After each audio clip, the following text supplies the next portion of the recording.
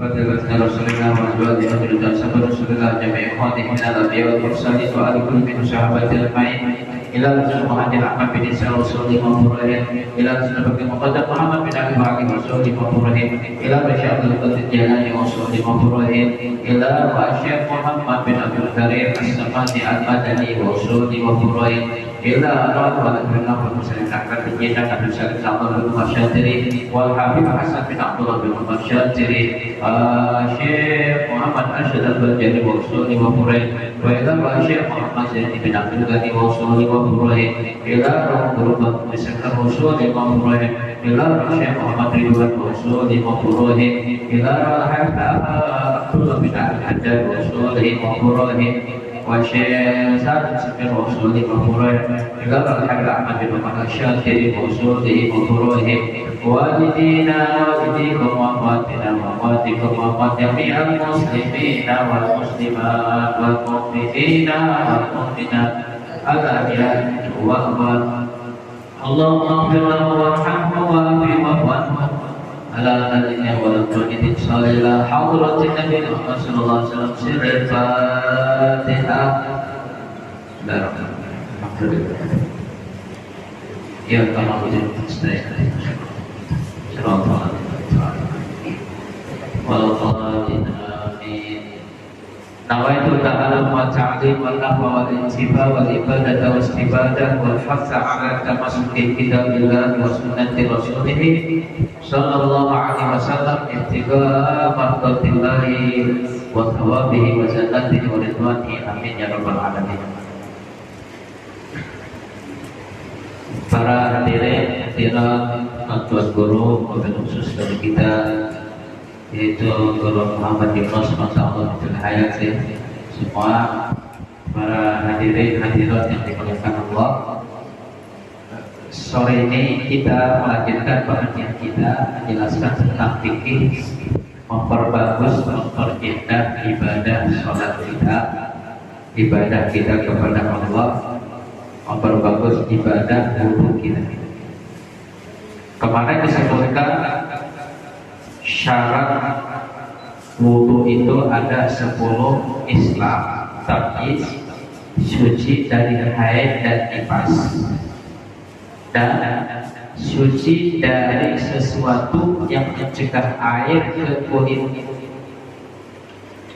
Kemudian wa alla yakuna ala udwi ma yughayyiru ma, jangan ada di anggota wudu kita, di badan kita sesuatu yang merubah air. Contoh, ketika hendak wudu, jangan sampai di tangan dia atau di mukanya atau di kakinya itu tinta atau cat atau mungkin tepung yang berwarna makanan. Kalau ibu-ibu misalnya tangannya lagi banyak tepung warna makanan. Nah ini ketika dimasukkan ke air menyebabkan air tadi berubah. Nah itu jangan sampai. Kenapa? Karena kalau memang air tadi berubah dengan sesuatu yang ada di tangan kita, maka tidak sah digunakan air tadi karena air berubah nama. Air apa nih? Jadi air tinta. Air apa nih? Air terkena cat. Makanya jangan sampai ada di anggota wudu kita sesuatu yang merubah warna air. Jadi bagusnya kalau ibu mau mengambil wudu atau kita mau mengambil wudu, bersihkan dulu warna-warni yang ada di badan kita atau di anggota wudu kita. Nah, seperti tinta ya. Fa'ikana qalilan la yaslubul isma lam yatubu. Namun kalau sedikit dan tidak merubah warna air, dan apa? Guru di tangan ini ada tinta dikit, ada pewarna kue. Namun ketika wudu dimasukkan tangan tadi dan tidak merubah air, dapat. Gitu. Itu lam yadurra, tidak bahaya. Kemudian di antara syarat wudu wal ilmu bi fardiyatihi,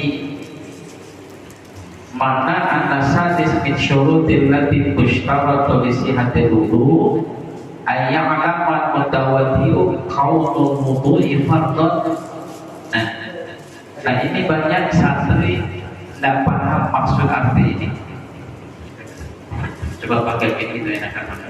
Ini bagus. Jadi ilmu bifardiyatihi maksudnya, ilmu bifardiyatihi maksudnya ayya'lama mutawaddi'u, ngerti, tahu orang yang ngambil wudu, kaunan wudu'i fardhan, adanya wudu itu wajib bagi dia. Orang ngambil wudu apa ya? Wudu untuk sholat wajib apa sholat sunnah? Nah itu yang beda. Jadi bukan ilmu mengetahui furudul wudu, bukan. Maksud ilmu bifardiyatihi, kata beliau syarahnya kan, ayya'lamal mutawaddi'u, yaitu sekira-kira mengetahui orang yang wudu, kaunan wudu'i, adanya wudu yang dia lakukan ini hukumnya fardhan. Jadi bukan wudu sunnah. Enggak boleh kalau orang mau sholat zuhur, sholat wajib, wudu niat itu wudu sunnah. Nah, atau mau sholat sunnah, boleh aja kalau sholat sunnah, wudunya wudu wajib. Gitu. Jadi harus tahu nih santri, kalau enggak, makanya belajar fikih itu harus ada guru. Kalau enggak ada gurunya bisa salah paham dan menyampaikan ke orang-orang paham juga, salah juga. Contoh, ada sebagian orang penceramah cerita tentang ulama Hadramaut, tentang Habibullah.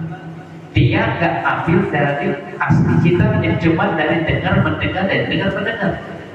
Padahal kisahnya tidak seperti itu. Contoh kemarin terjadi seminggu lalu. Di dalam cerita itu adalah pemakaman Zabal, para habaib yang ada di kota Takrib, para awli itu kosong. Mereka lagi hadir maulid di Seoul, di Habib Ali, Seoul Maulid Al-Habsyi. Tapi ini orang cerita di kota Madinah kosong, Nabi Muhammad nggak ada, lagi ada di kota Seoul. Kan gak nyambung. Ceritanya para awliya itu di pemakaman Sabah dan ada mereka lagi ada di kota Seoul di maulidnya Habib Ali Habsyi. Ini orang cerita lain. Karena salah pemahaman, tidak dengan dari guru atau tidak ngambil dari asli kitabnya, dia bilang Nabi Muhammad lagi nggak ada di Madinah, Nabi Muhammad lagi di kota Seoul. Kan gak nyambung. Nabi Muhammad di mana aja ada.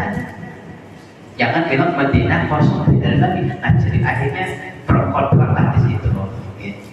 Baik. Nah seperti ini. Wal ilmu bifardiyatihi, hendaklah orang yang mau wudu itu tahu wudu yang dia lakukan ini wajib apa sunnah. Itu bukan langsung sebagai orang wajib bifardiyatihi mengetahui rukun-rukun wudu. Nah ini salah. Gitu ya. Sekali lagi fikih itu harus paham, bukan hafal. Nah, kalau taruh dada bifardiyatihi, kalau satu orang ragu nih, ini ulun wudu nih, ulun wudu wajib sunnah, ragu dia.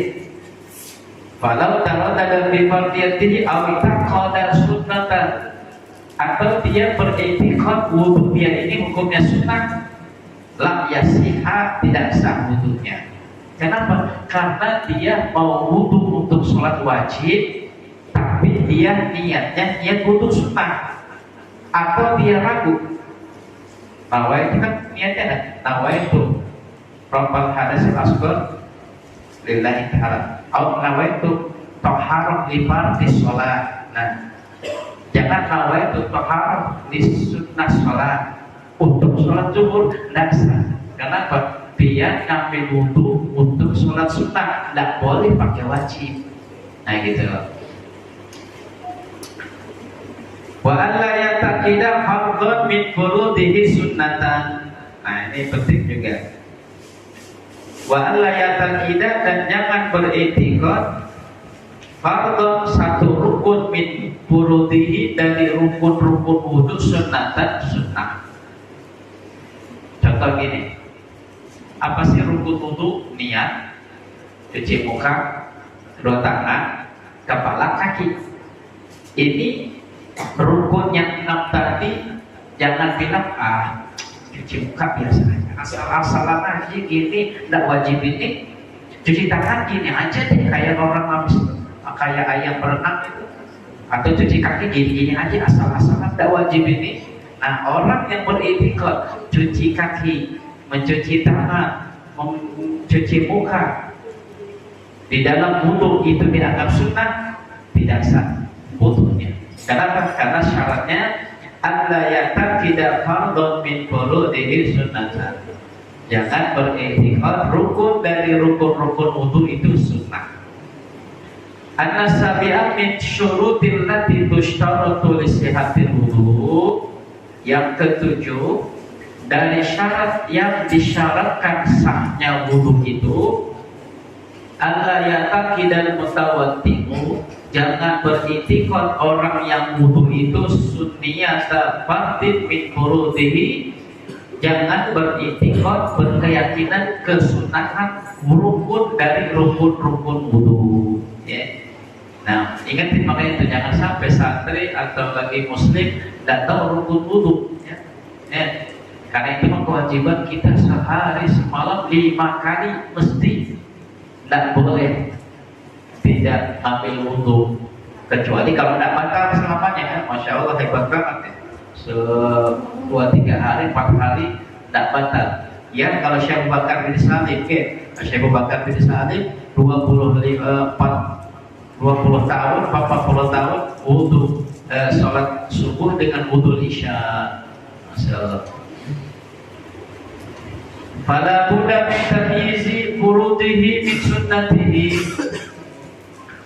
maka mesti seorang muslim bisa membedakan rukun-rukun wudu dan sunnah-sunnah wudu. Contoh, sunnah wudu, ya. Sunnah wudu tadi pakai siwak. Nah, sebelum wudu pakai siwak, sunnah. Mengusap telinga, sunnah. Sunnah wudu 3 kali sunnah. Rukun wudu mencuci tangan, muka, rambut atau kepala dan kaki. Nah itu harus bisa dibedakan. Kalau satu orang sebutkan rukun wudu, cuci telinga, sebutkan rukun wudu, masukkan air ke hidung, sebutkan rukun wudu, kumur-kumur. Nah ini orang salah, nggak belajar berarti.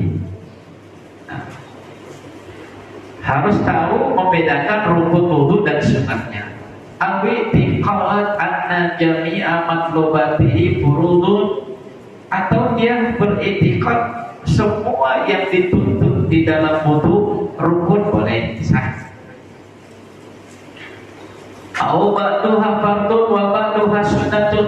Wudu tadi bisa membedakan mana rukun mana sunnah. Gampang, gini-gini aja.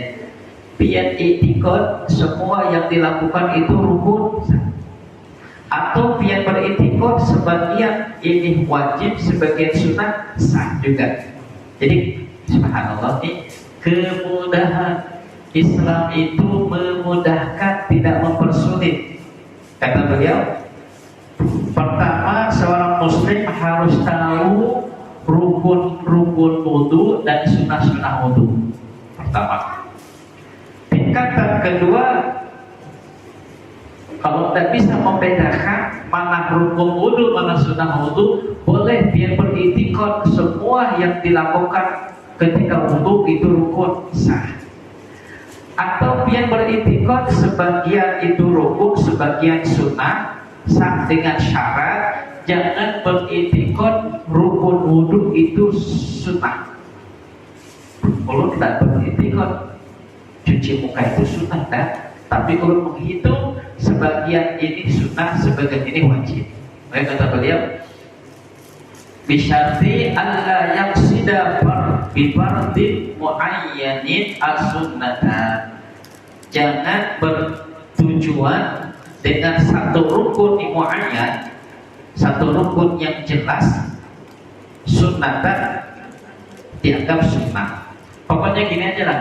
Ini bagi kita awam nih, bagi santri harus tahu, jangan sampai dia udah setahun di sini, udah setengah tahun di sini nggak tahu rukun wudhu, nggak tahu yang membatalkan wudhu, nggak tahu yang membatalkan sholat. Nah, berarti nggak belajar itu.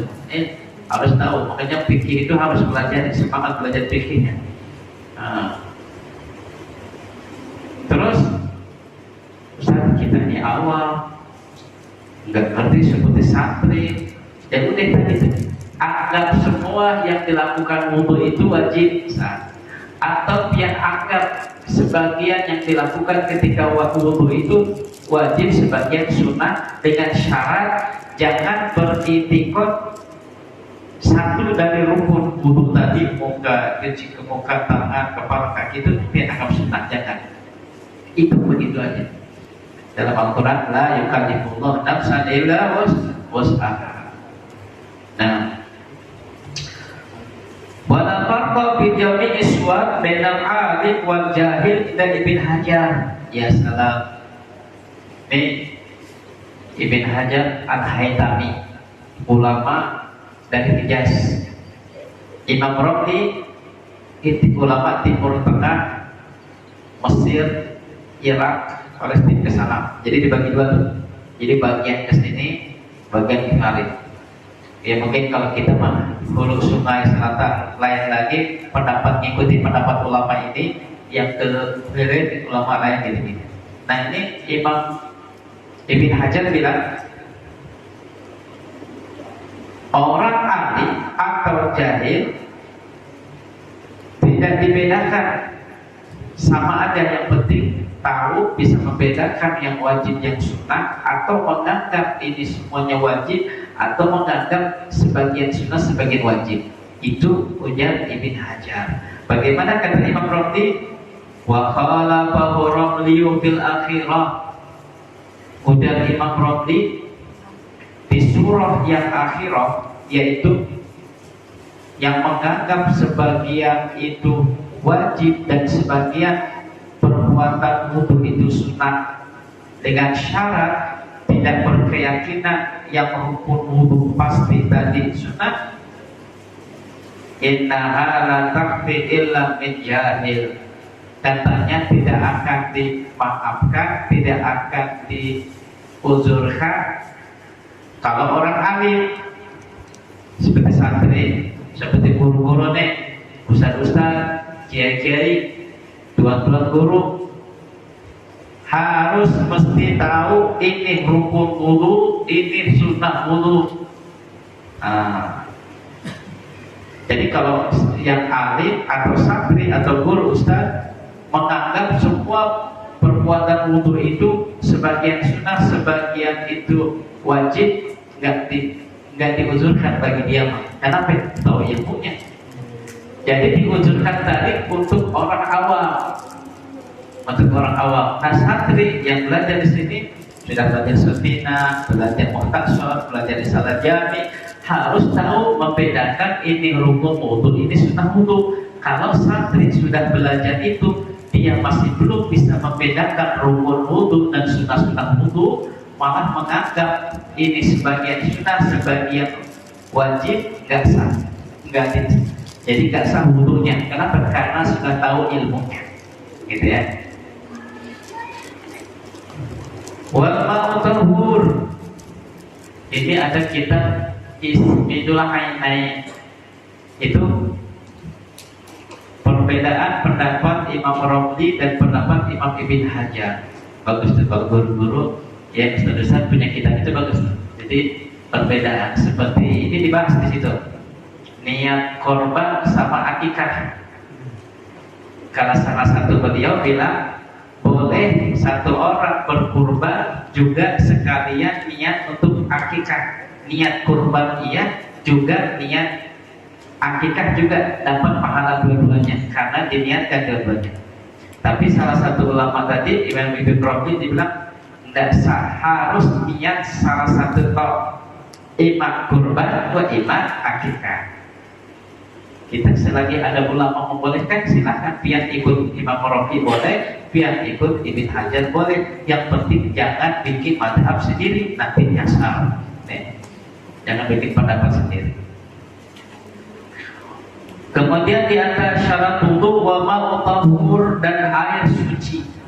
Nah, masya Allah kita di sini di Banjarmasin, waduh nikmat banget. Air banyak banget, bersih, cuci.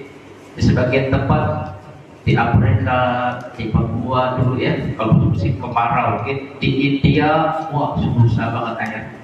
Ya. Mungkin air yang biasa kita buang-buang untuk cuci ini, cuci kaki kita, itu air paling bersih buat mereka. Nah, apa itu air tuhur ma'ul mutlak?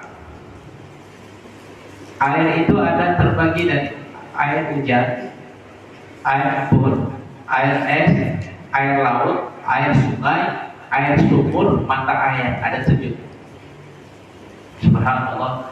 Allah siapkan air buat kita nih, buat hambanya 7 air yang ada di bumi.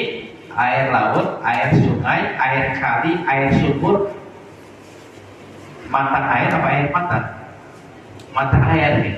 Nah, biar nggak dapat hujan ada air sumur, nggak sumur ada air sungai, nggak sungai ada air laut, nggak ada juga ada mata air, ada lagi air kelapa, nah ada semua. Alladzi la yuqayyadu bi qaidin lazimi idal alim bin halihi min ahli urbi wal islam. Jadi gini aja gampangnya.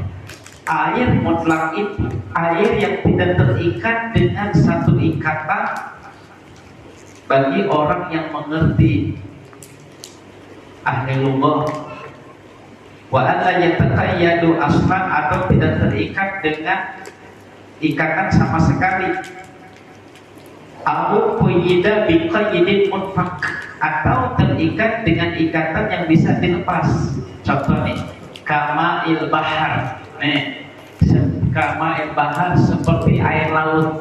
Air laut nih kan. Halo. Biar bawa seember air laut, dibawa ke Banjarmasin, bilang apa? Air laut, dibawa ke Surabaya, air apa? Air laut. Dibawa ke Jakarta, air laut. Boleh pakai wudhu? Boleh.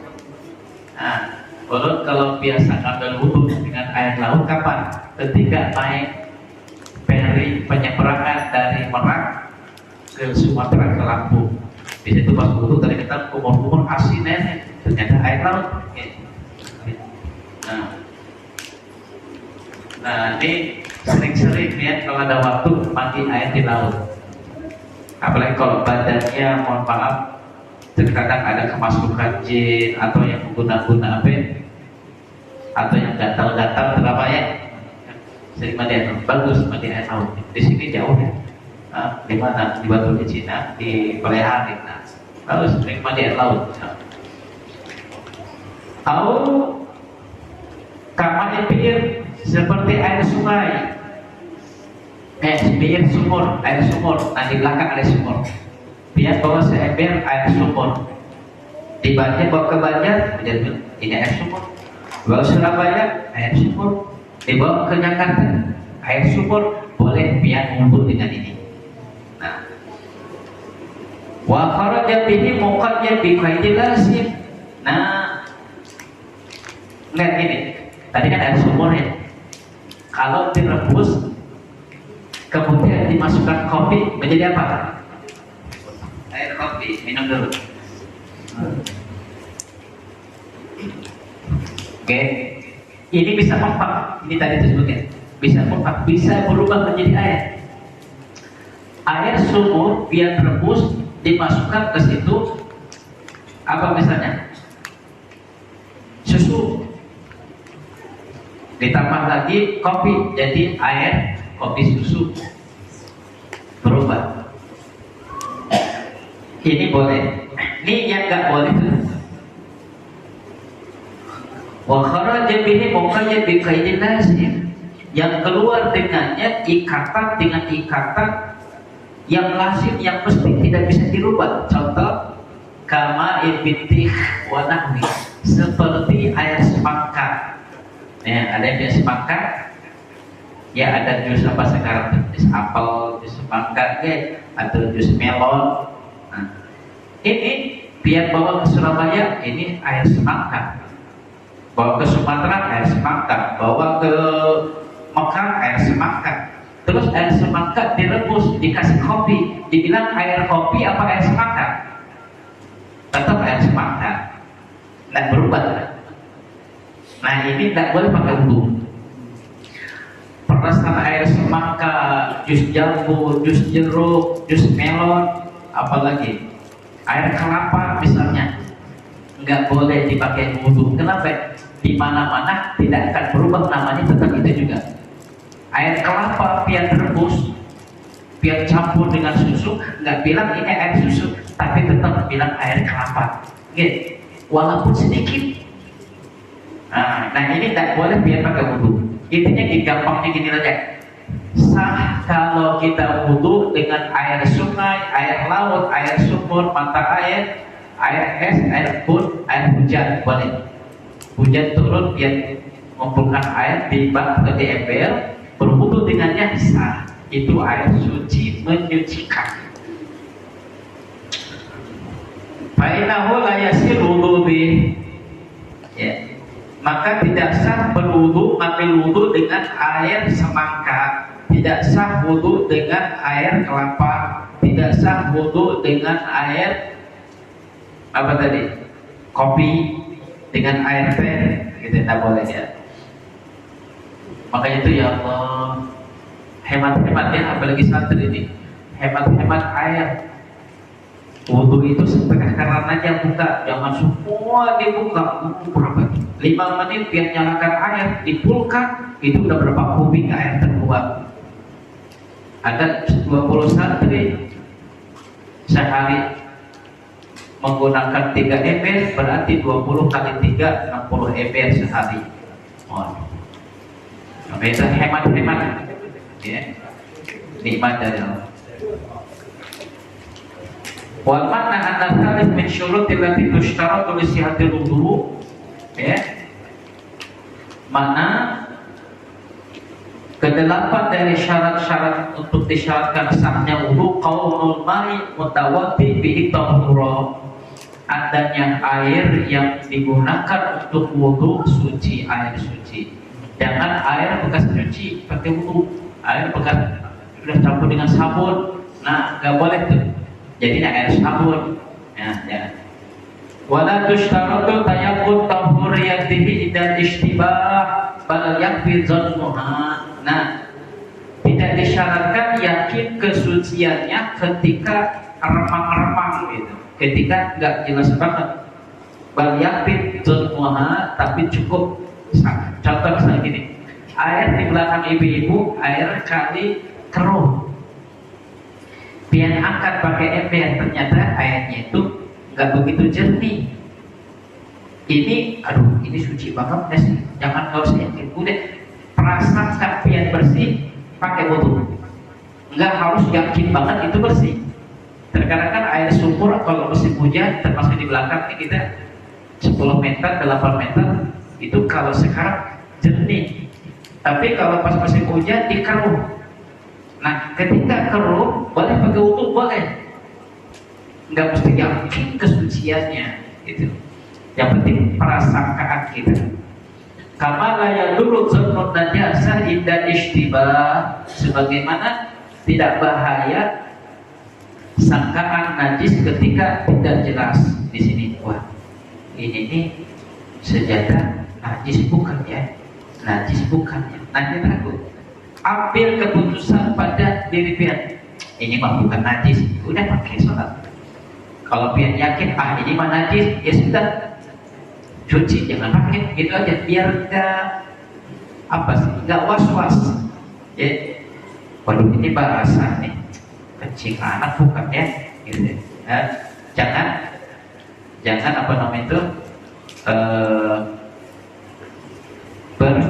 berwas-was. Wadukhulul waqt, dan masuk waktu, wal muwalatu lidaimil hadath. Nah ini disyaratkan masuk waktu dan daimul muwalah bagi orang yang selalu keluar kencing. Bukan kita ini biar yang berhadir di sini sehat semuanya. Ada saudara kita di sana selalu keluar air kencing.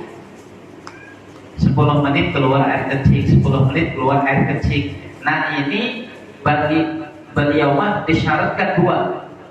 Dukhulul waktu, masuk waktu. Ini sekarang sudah asar belum? Sudah. Nih orang yang biasa keluar air kencing atau perempuan yang biasa keluar darah kotor, istihadah atau keputihan selalu keluar basah, mau sholat zuhur harus waktu zuhur sudah masuk. Ini sekarang sudah masuk maghrib belum? Belum. Nih kita ini sebenarnya yang hadir, kita ambil wudhu sekarang untuk sholat maghrib, untuk sholat isya, untuk ngambil wudhu sekarang boleh. Ada satu orang tidak boleh ngambil wudhu sekarang untuk sholat maghrib. Siapa? 2 orang yang biasa keluar air kencing atau perempuan yang biasa keluar darah kotor atau keputihan. Bagi 2 orang ini ngambil wudhu untuk sholat maghrib nanti kalau sudah maghrib, ngambil wudhu untuk sholat isya nanti kalau sudah masuk isya. Kenapa? Karena kalau dia ngambil wudhu sekarang bisa saja 10 menit, 20 menit kemudian keluar lagi air kencingnya, keluar lagi keputihan atau darah kotor kalau perempuan.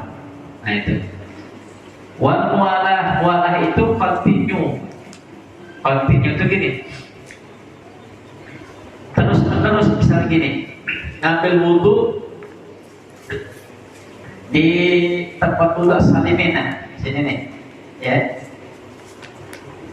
Ngambil wudhu di situ harus selesai di situ juga.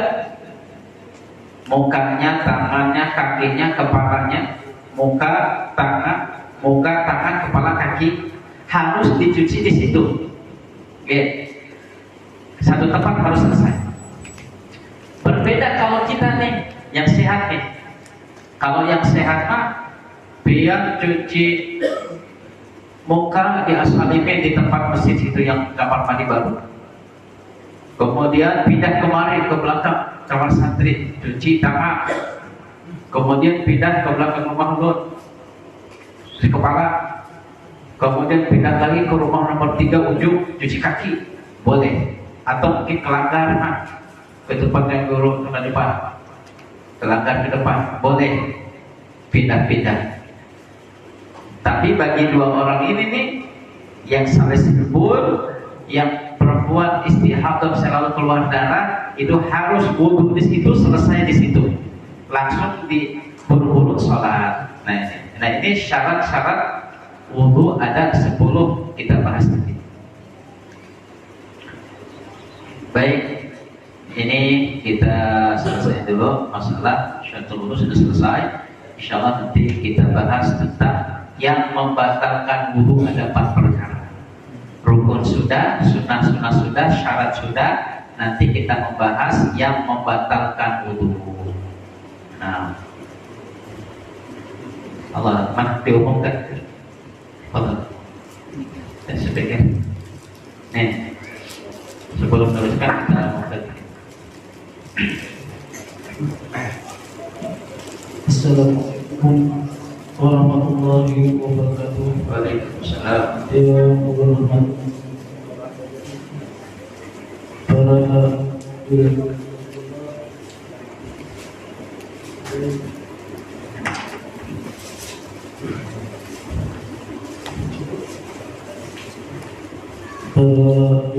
Rasulullah, baik ada yang di sisi kanan urut maupun di sisi kiri urut, dan juga para guru-guru para alim ulama dan tokoh agama, para bapak-bapak, ibu-ibu hadirin wa hadirat rahimahullah. Di sini saya ingin menyampaikan dua buah pengumuman. Di antaranya yang pertama yaitu laporan keuangan Masjid Baitus Salimin Pondok Pesantren As-Salimin. Pemasukan yang pertama kami terima dari Desa Puncak Harapan yaitu berjumlah Rp900.000. Kemudian yang kedua kami terima daripada sebagian Desa Pindang dan Desa Pitahan Baru itu sebesar Rp3.462.000. Kemudian yang ketiga hasil bersih hilang kemarin itu berjumlah Rp21 juta. Jadi jumlah saldo kita pada saat ini berjumlah Rp25.362.000. Jadi jumlah saldo kita pada saat ini berjumlah Rp25.362.000. Kemudian di pengeluaran untuk sementara tidak ada. Kemudian untuk pengumuman yang kedua yaitu rencana pembangunan Masjid Baitus Salimin, yaitu kita ingin melanjutkan pembangunan yaitu pemasangan fondasi. Pemasangan fondasi itu sekitar 150 meter,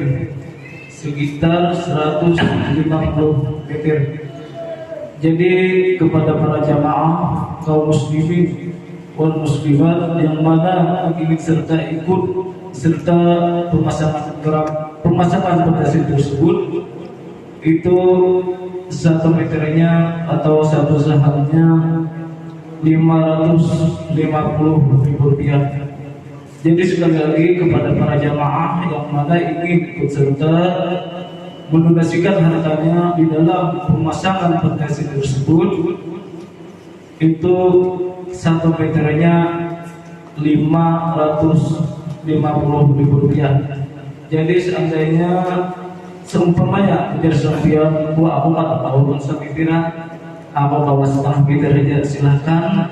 Itu nantinya menghubungi Ustaz Rijal ataupun pimpinan Pondok Pesantren As-Salimin Kiai Haji Rohodin Adam.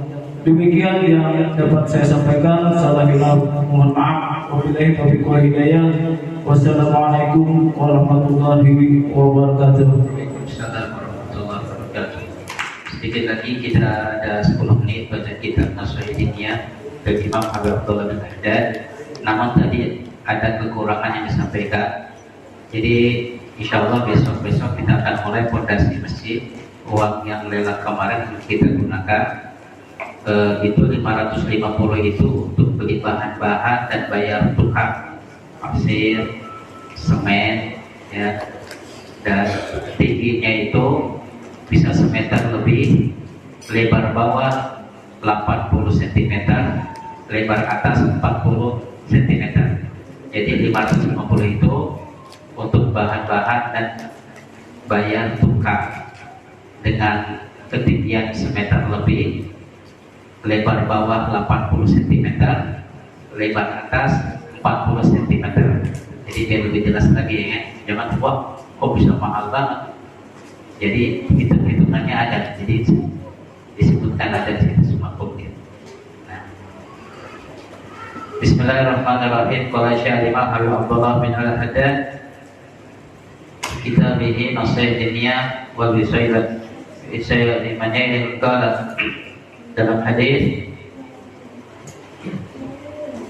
Fahukia dalik anhum wa mabadahu min du'aihim bi an la yu'aqiduhu bin nisyani wal khata. Jadi para sahabat, orang yang sekitar Nabi Muhammad SAW yang hidupnya berjuang untuk Nabi, untuk agama yang kita sekarang merasakan nikmatnya berkat perjuangan para sahabat. Bukan dengan senang-senang dengan cara Nabi Muhammad sampai meneteskan darah, sampai giginya copot, sebelum di Isra Mi'rajkan dilempari, bukan disambut tapi disambit. Kalau guru-guru baik kiai datang ke acara disambut. Kalau al-badru alaina pakai hadrun, pakai bunga, pakai petasan. Nabi disambit, dilempari, dituduh, dicaci, dimaki. Para sahabat gitu juga. Sayyidina Yasir disiksa, ibunya pun disiksa sampai ditusuk dari dubur tembus ke atas. Sayyidina Bilal bin Rabah dijemur di tengah di batu yang panas, pada pasir batu yang panas dijemur, disiksa oleh orang lain. Itu para sahabat berjuang. Nah maka mereka bilang, dengan membaca ayat ini para sahabat berdoa bi'alla yu'akhiduhu, agar supaya tidak diazab oleh Allah, disiksa bitisnya dengan sebab lupa. Nggak apa-apa kalau sebab lupa. Ya Allah, ini ulun nih, waduh udah jam 5:30 kurang 10 belum sholat zuhur, lupa. Dosa nggak? Nggak dosa. Disiksa nggak? Nggak. Sebab lupa. Aduh, tadi malam ternyata belum sholat subuh nih, baru ingat. Aduh gimana nih? Kalau sholat sekarang subuh, dosa nggak? Nggak dosa. Diazab nggak? Sangat lupa. Ya Allah, ulun ke rumah nih, ternyata yang pakai ulun pakai sedangnya kuluk Muhammad Yunus. Nah, sedang ulun jelek, ketinggalan di sana. Ini bagus banget. Aduh, lupa, nggak apa-apa. Tapi langsung balikin nih. Jangan asyik berangkat pakai sendal jepit, pulang pakai sendal kulit. Wal khata juga dengan sebab salah, nggak apa-apa. Dan sebab salah, kita namanya manusia. Manusia itu tak luput dari salah atau lupa. Memang itu.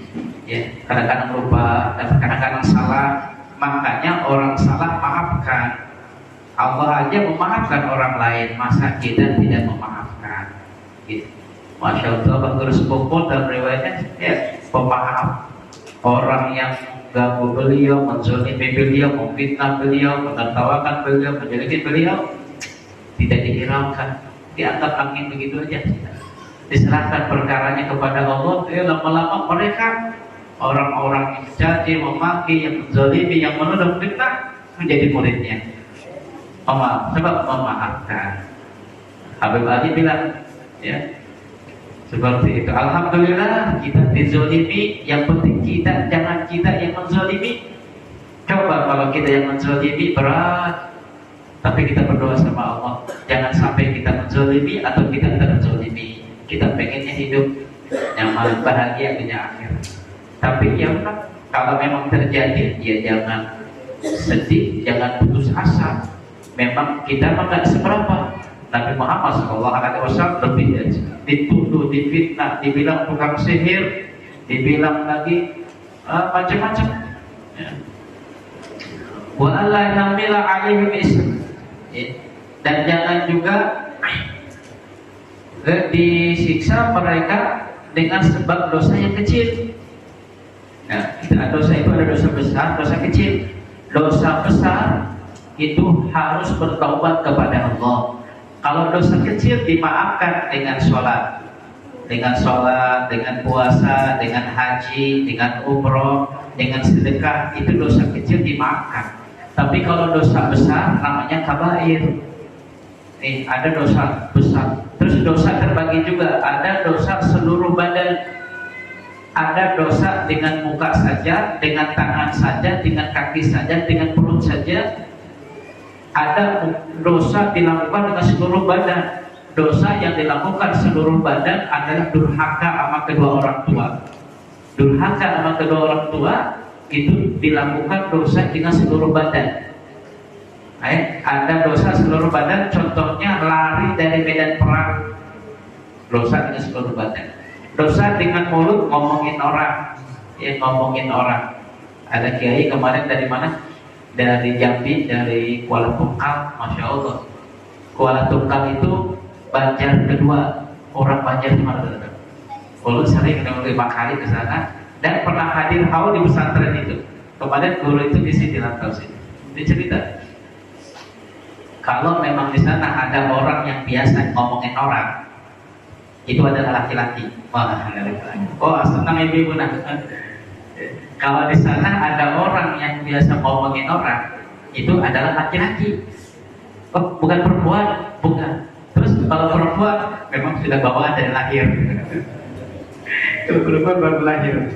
Tapi nggak semua perempuan. Yang hadir di sini, masya Allah, ahli surga semua, insya Allah. Amin ya rabbal alamin.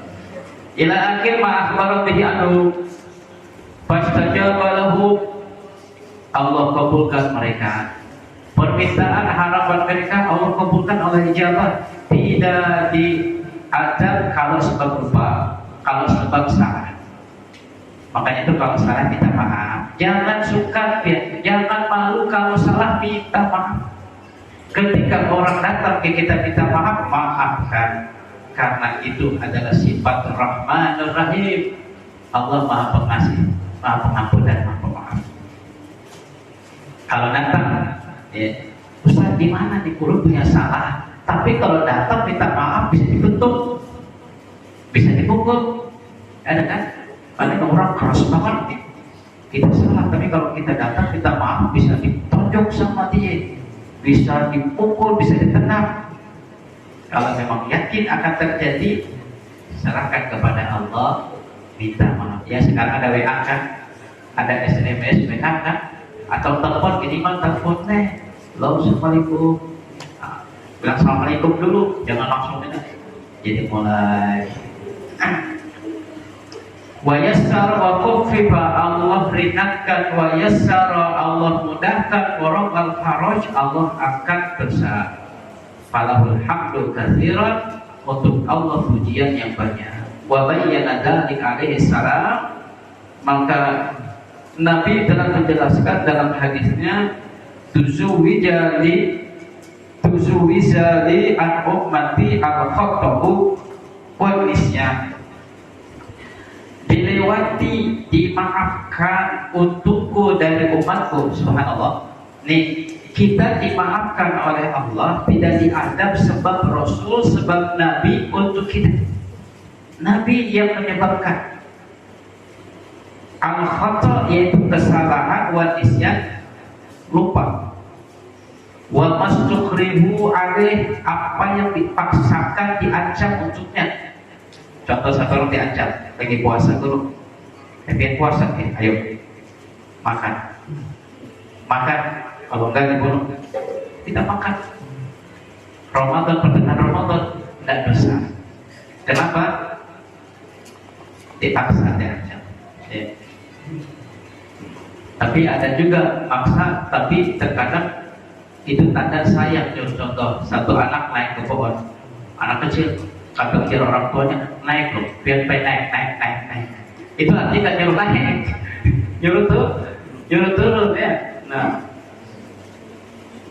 wa ma hadatsu bihi anfusahum, apa yang terserat di dalam hati, di dalam jiwa mereka, malam yaqulu, selagi tidak diucapkan, tidak berdosa. Ini dalam hati kita tersirat niat jelek, tersirat dalam hati kita niat yang tidak baik. Ini belum dikatakan dosa selagi tidak diucapkan, selagi tidak dilakukan. Wayak malu, selagi tidak dilakukan. Jadi gini, 3 dimaafkan. 4 perkara dimaafkan umat ini sebab Nabi. Jika dia lupa, contoh Ramadan makan bakso 4 mangkok. Pas puasa Ramadan makan nasi goreng udah berpiring. Ya Allah, hari ini aneh puasa, tapi gimana udah 4 mangkok bakso habis. Alhamdulillah. Stop, jangan terusin. Dimaafkan, nikmat rezeki dari Allah. Terus sebab salah dimaafkan. Kemudian dipaksa-paksaan dari itu. Seperti saya bilang, pernah kan suruh kufur, suruh menyembah atau mengucapkan kalimat zahirnya murtad, juhirnya ucapan tulis tapi hatinya tidak. Nah sebab beliau dipaksa tapi dalam hatinya ahad, Allah Tuhanku, Allah Tuhanku, Tuhanku, tapi jadi paksa untuk sujud ke berhala karena ada paksaan dibunuh, tidak apa-apa, tidak diajak. Kenapa? Karena ada paksaan. Yang ketiga. Yang keempat, sebab tersirat dalam hati niat jelek. Selagi baru niat dalam hati jelek belum diucapkan dan belum dilakukan, dimaafkan, tidak termasuk kategori dosa. Tapi kalau bagus jangan, niatnya bagus-bagus. Ini kalau selain Mekah Madinah. Namun kalau di Mekah Madinah hati-hati, biar kalau belum siap banget datang ke kota Mekah, ke kota Madinah, jangan dulu deh. Kalau masih punya hati yang jelek, hati yang tidak bagus. Kenapa? Di sana jangankan diucapkan, dilakukan, baru tersirat dalam hati sudah dianggap besar. Ya, aduh, lu nak ambil pulang nak, duit banyak tina, ambil tiga dalam hati nak, wah, aduh pulang nih begini, ya. Jadi kalau memang kesana siapkan. Pernah satu orang lagi duduk di Raudhah, lagi duduk, tahu datang satu orang injek kaki dia, teriak. Tapi mau mukul, nggak mungkin. Di sana pukul-pukulan, nggak mungkin terjadi. Ada lagi sholat gitu, lagi sujud ditendang, bangun, terpukul bos orang enak. Dia mau marah kan bisa. Langsung dia ingat, dulu di Indonesia Ulun pernah nendang seekor kucing. Mungkin inilah balasannya di kota Madinah, di hadapan Allah. Nabi Yusuf sudah terima. Nah, hati-hati. Di Hadramaut, apalagi di Hadramaut ditarik. Pernah dulu habis tadi cerita, ada satu orang melempar batu pas kena ke mata seekor anjing. Oke, di sana Hadramaut ditarik itu, jangankan kepada manusia, jangankan kepada para wali Allah, kepada binatangnya pun kita harus hati-hati, jangan sampai. Di sini pun juga sama. Ada satu orang melempar, pas dia melempar kena mata anjing, langsung pecah mata anjing, langsung pecah matanya, tinggal sebelah mata. Dilaporkan ke Habib Abdullah bin Umar Syadri. Ini ente bahasa kita. Ini kota Tarim ini. Anjingnya bukan sembarang anjing di sana, binatang-binatang. Bisa saja bukan anjing beneran, bisa aja anjing-anjing yang khusus. Udah gini deh. Ente pengen dibalas di dunia apa di akhirat? Pengen balas di dunia apa di akhirat? Di akhirat balasannya dahsyat. Ya Allah, Habib Abdullah. Terserah. Kalau di akhirat kalau nggak sanggup, kalau di dunia ya mau tidak mau dari Madinah, pulang dia ke negaranya. Pas pulang di negaranya, lagi dia ngaca, di samping kaca, tahu-tahu ada orang pakai apa nanti petak gitu ya. Pas kena kacanya, lalu di antara percikan kacanya terkena mata dia, langsung dibawa ke rumah sakit. Nggak bisa ditolong, dia sudah ingat. Oh, ini balasan dulu melempar mata anjing, dibalas gitu. Nah itu makanya hati-hati. Itu kepada binatang, apalagi kepada umat Nabi Muhammad SAW. Jangan sakiti umat Nabi Muhammad dengan segi apapun. Milik umat Nabi Muhammad jangan biar ganggu juga. Ya, kalau bersepupu semua para awliya saleh. Kerjaannya nyenengin orang, kerjaannya nyenengin, menggembirakan umat Nabi Muhammad SAW, bukan menyakiti, membuat sedih umat Nabi Muhammad atau barang peliharaan atau barang-barang yang dimiliki oleh umat Nabi Muhammad SAW. Allah berikan pada kita syafaat, insyaallah. Syafaat dunia akhirat, diberikan kita barokah dunia akhirat, selamat dunia akhirat, bahagia dunia akhirat, dan insyaallah kita berikan husnul khatimah. Amin ya rabbal alamin. Fatihah dulu. Ustaz almarhum Haji Rahmal Lambrang bin Haji Tarmizi ila roh Siti Tawiyah binti Syahrani, ila roh Bastia binti Angkir, ila roh Rusli bin Asmara, usul yang ngoporohin. Mohon maaf ini gak disebut amal nomor yang marhum walidina walikum mamatina mamatikum khususan ibadah Syekh Muhammad Zaini bin Abdul Ghani wa ila Syekh Muhammad Birudin Usuli Maburan wa ila Syekh Guru Batu Bisikar Usuli Maburan al-walad kabal Muslim Ahmad bin Jinan Habib Hasanatullah Syadur Habib Sanatullah Syadir wal awliya bil masyariq wal maghrib Syekh Muhammad Badir Usuli Maburan walidina sebutkan almarhumahnya, bayangkan wajah mereka. Walidina walikum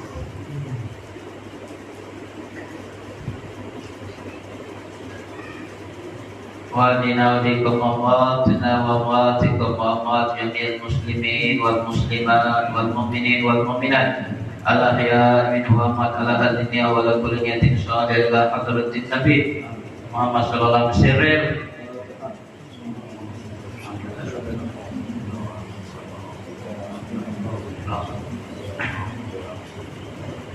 Ya Rabbana tarafna bi annana tarafna wa annana asrafna ala Allah ashrafna fatub alaina tawbatan fil kulli hawba wastulana awrati wa amin rawati wa ghfir walidina rabbi wa mauludina والأهل والإخوان وسائر الخلان وكل ذي محبة أو جيرة أو صحبة والمسلمين أجمعين يا رب اسمع فضلا وجودا منا لا باكتساب منا بالمصطفى الرسول نحظى بكل سؤل صلى وسلم ربي عليه عبد الحبيب وآله وصحبه عداد الشسوب والحمد لله والثناء. Sebelum ditutup, ulun ucapkan ribuan terima kasih kepada para relawan, kepada para tetangga, kepada para donatur, para tuan-tuan guru, para habaib yang ikut serta mendukung acara kemarin. Isra Mi'raj Nabi Sallallahu Alaihi Wasallam, acara Haul Badrus Kubur, acara dalam dana, acara juga rukyah masal. Nah kebetulan Habib Ali masih ada nih.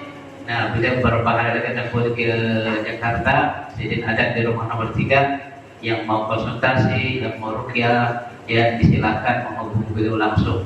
Mudah-mudahan Allah beri kepada kita sehat walafiat, diberikan rezeki yang banyak yang melimpah, barokah umur, barokah harta, barokah keluarga, barokah usaha, barokah lingkungan, barokah istri, barokah anak, barokah suami, barokah semuanya, barokah zahir batin, selamat dunia akhirat, bahagia dunia wal akhirat, birahmatika ya arhamar rahimin. Allahumma balikna fitikal haram, balikna madinah dan munawwarah, balikna ziarah nabika sayyidina maulana Muhammad sallallahu alaihi wasallam, amin ya rabbal alamin. Sallallahu alaihi sayyidina Muhammad wa alihi wasallam, alhamdulillahi rabbil alamin. Assalamualaikum warahmatullahi wabarakatuh.